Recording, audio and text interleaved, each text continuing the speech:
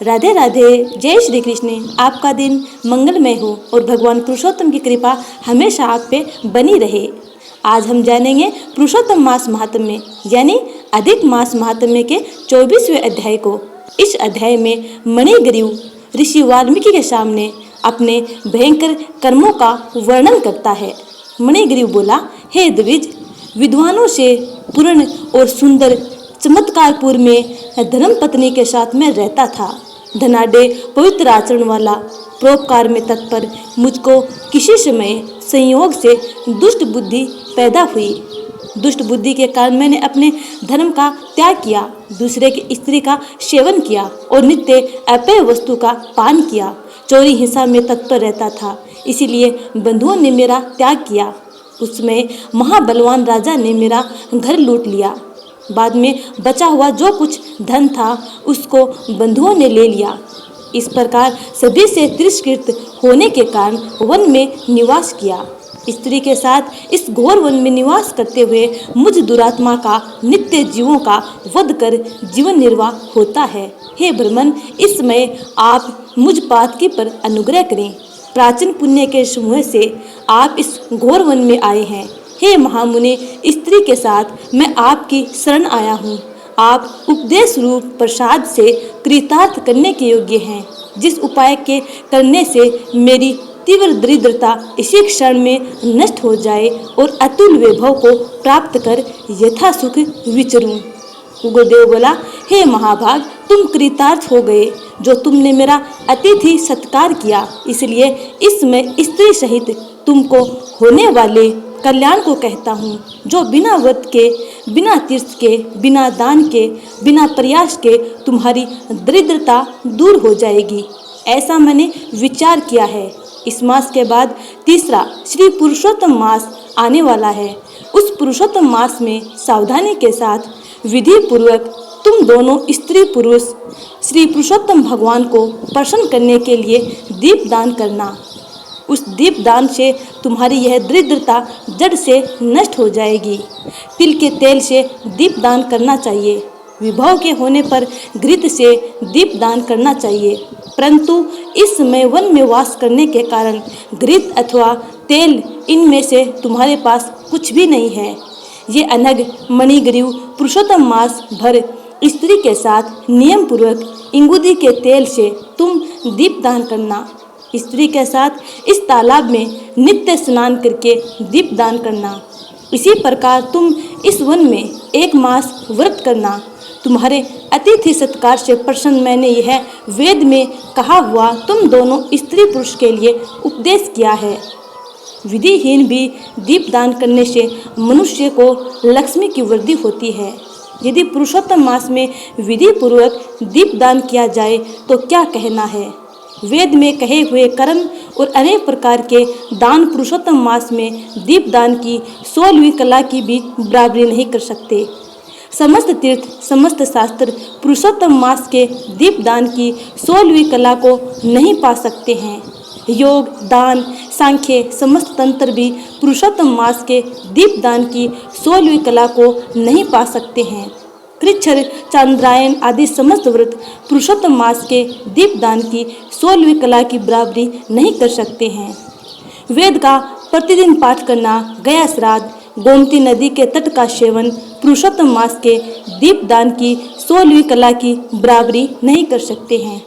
हजारों ग्रहण, सैकड़ों व्यतिपात पुरुषोत्तम मास के दीप दान की 16वीं कला की बराबरी नहीं कर सकते हैं।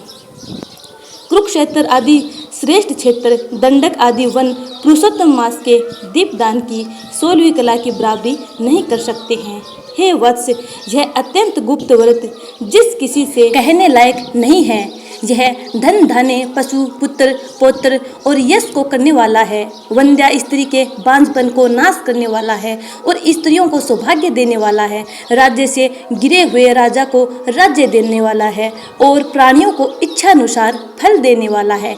यदि कन्या व्रत करती है तो गुणी चिरंजीवी पति को प्राप्त करती है। स्त्री की इच्छा करने वाला पुरुष सुशीला और पतिव्रता स्त्री को प्राप्त करता है। विद्यार्थी विद्या को प्राप्त करता है। सिद्धि को चाहने वाला अच्छी तरह सिद्धि को प्राप्त करता है। खजाने को चाहने वाला खजाना को प्राप्त करता है। मोक्ष को चाहने वाला मोक्ष को प्राप्त करता है। बिना विधि के बिना शास्त्र के जो पुरुषोत्तम मास में जिस किसी जगह दीप दान करता है वह इच्छा अनुसार फल को प्राप्त करता है। हे वत्स, विधि पूर्वक नियम से जो दीप दान करता है तो फिर कहना ही क्या है। इसलिए पुरुषोत्तम मास में दीप दान करना चाहिए। मैंने इस समय यह तीव्र दरिद्रता को नाश करने वाला दीप दान तुमसे कहा। तुम्हारा कल्याण हो, तुम्हारी सेवा से मैं प्रसन्न हूँ। अगस्त्य मुनि बोले, इस प्रकार वह श्रेष्ठ ब्राह्मण मन से 2 भुजा वाले मुरली को धारण करने वाले श्री हरि भगवान का स्मरण करते हुए प्रयाग को चले गए। वे दोनों अपने आश्रम से उग्रदेव के पीछे जाकर उनके पास कुछ मास पर्यंत वास करके प्रसन्न मन हो दोनों स्त्री पुरुष उग्रदेव को नमस्कार कर फिर अपने आश्रम को चले आए। अपने आश्रम में आकर भक्ति से पुरुषोत्तम मास में मन लगाकर ब्राह्मण की भक्ति में तत्पर उन दोनों स्त्री पुरुष ने 2 मास बिताया। 2 मास बीत जाने पर श्रीमान पुरुषोत्तम मास आया। उस पुरुषोत्तम मास में वे दोनों गुरु भक्ति में तत्पर हो दीपदान को करते हुए आलस्य को छोड़कर वे दोनों ऐश्वर्य के लिए इंगुदी के तेल से दीपदान करते रहे। इस प्रकार दीपदान करते उन दोनों को श्री पुरुषोत्तम मास बीत गया।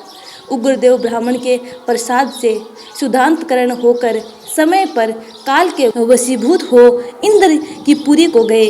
वहां होने वाले सुखों को भोग कर पृथ्वी पर भारतखंड में उग्रदेव के प्रसाद से श्रेष्ठ जन्म को उन दोनों स्त्री पुरुष ने धारण किया।